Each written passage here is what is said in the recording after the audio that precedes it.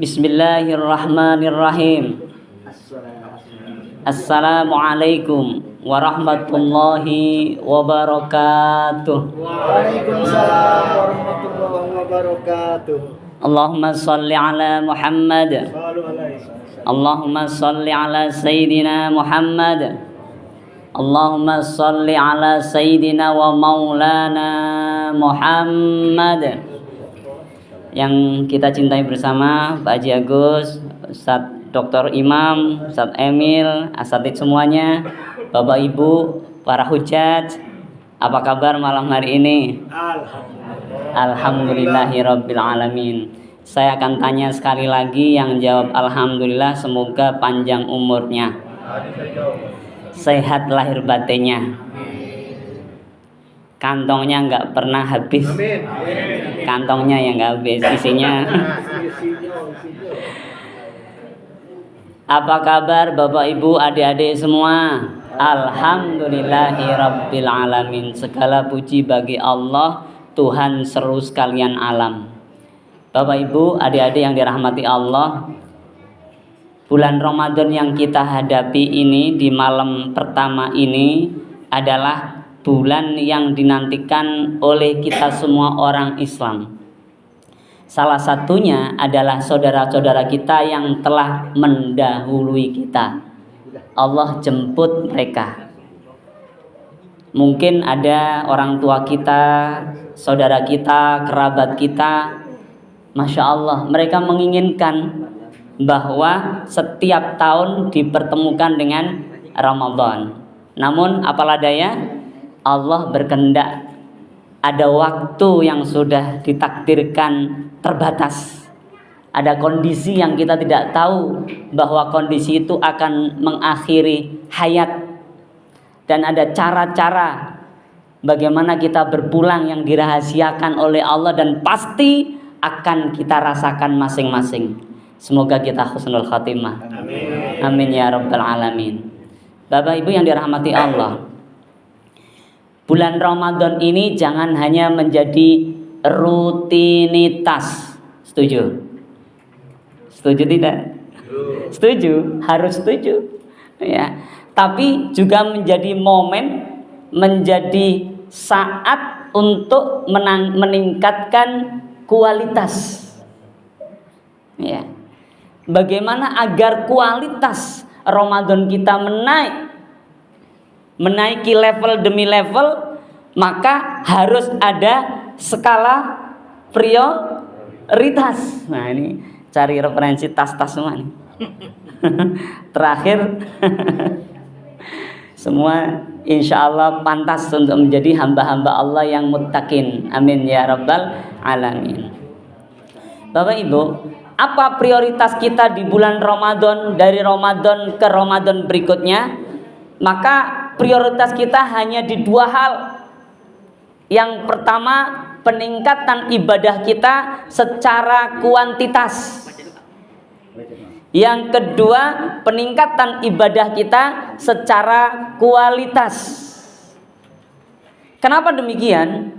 Karena janji Allah yang diberikan untuk kita, orang-orang beriman, siapapun dia yang menjalankan puasa di bulan Ramadan dengan berbagai macam aktivitasnya, maka Allah akan memberikan kepadanya hadiah taqwa, la'allakum tattaqun. Ini Masya Allah ayat yang dihafal oleh banyak orang-orang beriman, namun sering teledor bagaimana untuk membuat nyata takwa dalam kehidupan kita. Nah, malam ini kita bersama-sama nih, bagaimana membuat nyata takwa akan benar-benar diberikan oleh Allah kepada kita pasca Ramadan. Sedikit demi sedikit, sedikit demi sedikit, akhirnya ketika Ramadan berakhir, piala, hadiah, gelar al-muttaqun, orang-orang yang bertakwa insya Allah akan disematkan oleh Allah. Amin ya rabbal alamin. Apa yang perlu kita lakukan hadirin, Bapak Ibu adik-adik semua? Yang paling sering kita ingat adalah peningkatan kuantitas. Ya. Ini biasanya Pak Haji di sana ada jamnya, sekarang nggak ada ya? Oh di sana, Masya Allah, harus lihat jam nih. Ya jangan sampai kulibas ya. Nah, ibadah-ibadah kita secara kuantitas harus ditingkatkan. Kalau ada orang bilang nggak usah banyak-banyak, yang penting kualitas, itu sebenarnya setan. Kok nggak baca Quran? Aku baca satu ayat aja, yang penting kan tafsirnya dikaji, semuanya dimengerti. Itu juga kalau nggak hati-hati menjadi setan. Allah sudah sediakan bulan Ramadan khusus untuk menempatkan prioritas dua ini, peningkatan ibadah secara kuantitas dan peningkatan ibadah secara kualitas. Jangan dipisah-pisahin, jangan dianak utamakan satu di antara yang lain. Kedua-duanya harus beriring bersama, berjalan. Itulah yang dilakukan oleh Rasulullah Muhammad Sallallahu Alaihi Wasallam. Pertama, meningkatkan kuantitas jumlah.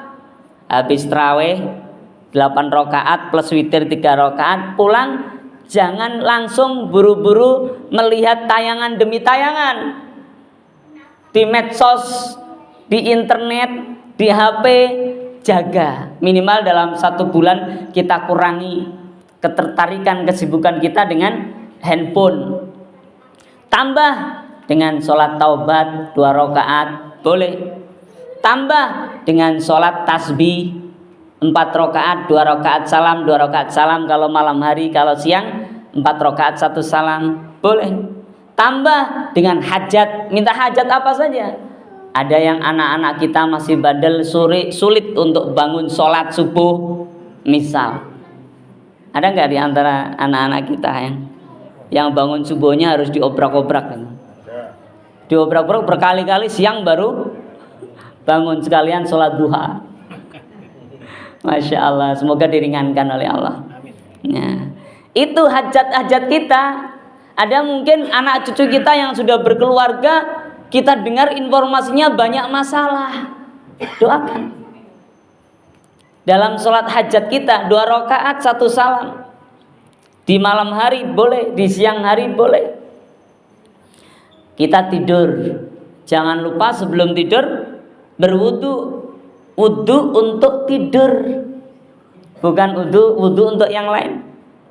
Nah, ternyata bangun sahur pasti ya, insya Allah dorongan sahur pasti lebih besar di bulan Ramadan. Alhamdulillah. Sebelum sahur sempatkan sholat lagi. Kalau sempat baca Quran. Kalau bisa jangan terlalu menyibukkan diri dengan makanan. Lawang puasa harusnya mengurangi makanan, malah menu berbagai macam. Puasa harusnya berat badan turun, malah stabil, cenderung naik. Karena hanya memindah waktu makan dari siang menjadi malam. Na'udzubillahi min dzalik. Masya Allah. Ini macam-macam ini kuantitas. Pagi habis sholat subuh baca Quran boleh, bagus. Apalagi di sini ada khataman ibu-ibu, ya 1 juz misalnya, 2 juz boleh, 1 juz di sini, 1 juz di rumah. Apalagi ada yang mau setiap habis sholat 1 juz, masya Allah, luar biasa. Yang sudah pensiun harus lebih semangat lagi. Ya. Habis duhur 1 juz, habis asar 1 juz, habis maghrib 1 juz, habis isya 1 juz, masya Allah, luar biasa. Ini kuantitas. Ya, ada sholat suruk, setelah itu sholat duha. Ya, itu sholat duha yang biasanya 2 rakaat tingkatin menjadi 8 rakaat misalnya. Nah, ini habis ngomong ini saya harus tanggung jawab juga nih Bapak Ibu. Harus juga melakukan. Ya, makanya diomongin biar sama-sama bersemangat, insya Allah. Allahumma sholli ala Muhammad. Ya. Itu kuantitas ibadah yang kelihatan dan bisa kita hitung. Kalau nggak ada perubahan dengan tahun lalu, maka belum meningkat kuantitasnya. Kita sendirilah yang paling tahu. Kadang-kadang baca Quran baru 2 halaman, masya Allah ngantuk banget. Ya. Satu, ini peningkatan kuantitas. Kedua, peningkatan kualitas, Bapak Ibu. Kenapa? Karena dua hal inilah yang akan menyebabkan kita mendapatkan takwa. Sebelum ke tekniknya, takwa itu wakoyaki wikoyatan. Dalam arti bahasa, takwa melindungi, menjaga, membentengi. Itu arti bahasa. Jadi kalau kita ada takwa di dalam hati kita, maka kita akan terlindungi, kita akan terjaga, kita akan terbentengi. Nah, itu takwa. Masya Allah. Secara bahasa demikian, para alim ulama dan ahli bahasa menerangkan. Secara istilah banyak. Ya, ada yang Ibnu Taimiyah, takwa meninggalkan maksiat, larangan dan menjalankan perintah dan lain sebagainya. Namun kalau kita ingin meningkatkan kualitas ketakwaan itu, maka takwa yang sebenarnya adalah kesadaran hati kita, Bapak Ibu adik-adik semua. Kesadaran hati kita sadar mentaati Allah. Takwa itu juga dorongan yang kuat untuk menyatakan amaliyah. Jadi jangan hanya dipikirkan, tapi juga dinyatakan, dipraktekin, dilakukan. Itu takwa. Takwa itu juga sebuah konsistensi. Jadi jangan bingung, takwa itu apa? Banyak. Salah satunya takwa itu konsistensi dalam berbuat kebaikan. 5 waktu kan tidak mudah, tapi kita konsisten. Itu takwa. Masya Allah. Bapak Ibu yang dirahmati Allah, bagaimana cara peningkatan kualitas agar takwa kita luar biasa?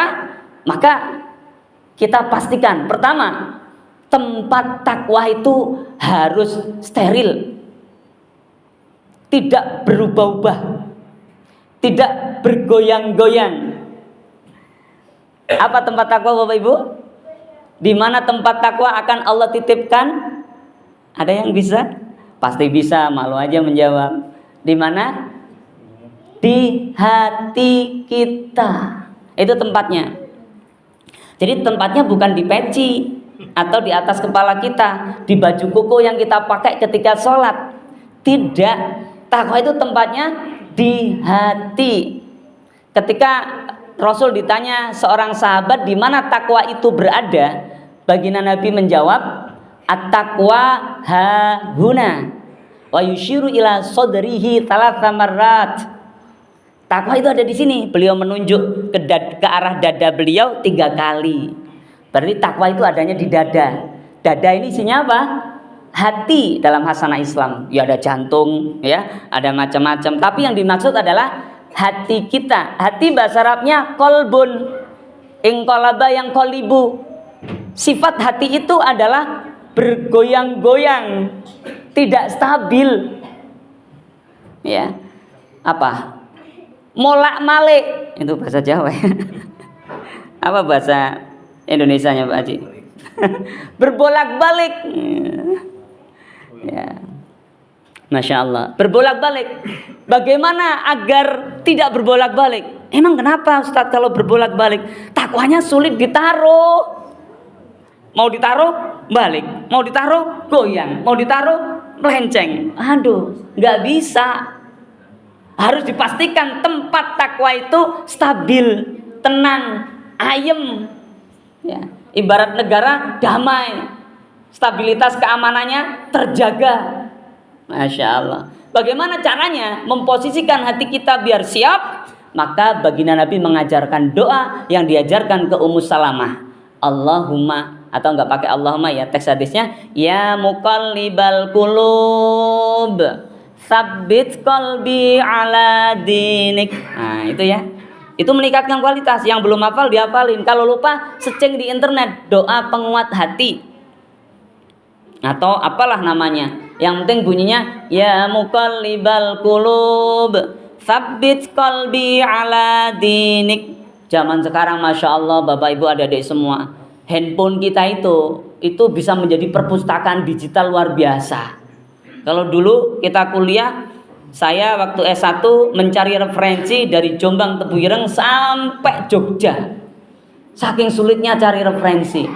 Sekarang Masya Allah dengan semudah menggerakkan jari, semua data bisa didapati. Masya Allah. Bapak Ibu nggak bisa sholat tasbih, tinggal searching di internet. Kalau membingungkan tinggal WA saya, WA Ustadz Emil. Gampang sekarang. Karena gampang maka sesuatu yang mudah itu sering dilupakan. Padahal kita bisa mempercepat, mengakselerasi kebodohan kita lewat handphone. Baca doa, ya muqallibal qulub, tsabbit qalbi ala dinik. Wahai zat yang membolak-balik hati, teguhkan hatiku atas agamamu. Insya Allah hati kita stabil dan siap ditaruh takwa di dalamnya. Insya Allah. Itu amalannya. Yang pertama. Yang kedua, terakhir, nggak usah khawatir. Ya, nggak lama kok. Yang kedua, Bapak Ibu. Nah, di dalam hati kita ini untuk meningkatkan kualitas takwa kita itu ibarat, kalau saya istilahkan ibarat tanaman. Hati kita itulah wadah tanaman itu atau sawahnya. Pasti akan ada dorongan-dorongan. Di situ ada pupuk-pupuk, ada zat-zat gizi tanah, kesuburannya yang menyebabkan takwa semakin bertumbuh. Kecintaannya pada Allah luar biasa, takwanya bertumbuh, naik kualitasnya. Ya. Apalagi, ya kesabarannya luar biasa, tambah sabar, Masya Allah. Ya. Apalagi tawakalnya, kepasrahannya pada Allah luar biasa, tambah pasrah. Amalnya semakin ikhlas. Nggak ada tendensi apapun kecuali ingin balasan dari Allah. Ikhlas, sabar, tawakal. Itu berarti bertumbuh, takwa kita semakin subur. Apa yang menyebabkan suburnya? Kondisi hati yang stabil. Dengan doa ya muqallibal qulub tsabbit qalbi ala dinik. Apa yang mempercepat pertumbuhannya? Yang mempercepatnya adalah nafas, jiwa. Jadi dalam Al-Quran ada nafsun, ada kolbun, nanti ada fuadun. Ya. Nafas atau jiwa itu dorongan berbuat kebaikan, nafas. Dorongan berbuat keburukan, nafas. Maksudnya apa? Gampang sekali dia terbawa. Kadang-kadang temannya, komunitasnya kurang baik, dorongan kurang baik pun ada. Kelompoknya baik, dorongan baik pun ada. Maka ini harus dijaga agar nafas ini mendukung takwa, semakin meningkatkan ketakwaan kita. Caranya bagaimana? Kata alim ulama, diajarkan Nabi, berdoa. Ya Allah, berikan nafas atau jiwaku ini takwanya. Allahumma ati nafsi takwaha. Ya Allah, berikan pada jiwaku ini, pada nafsuku ini takwaha, ketakwaannya. Wa zakkiha, dan sucikanlah ya Allah. Jadi ada doanya. Ya Allah, berikan hati jiwaku ini takwanya dan sucikanlah jiwaku ini. Allahumma ati nafsi takwaha wa zakkiha, dan sucikanlah. Kapan membaca doa itu? Sebelum beramal, sebelum melakukan apapun. Jadi mau sholat baca itu, meskipun gak di lisan, dalam hati. Gampang ya Bapak Ibu ya. Mau baca Quran baca itu, ya Allah berikan ketakwaan ya Allah, berikan ketakwaan ya Allah. Jadi harus diminta, bukan dibiarin.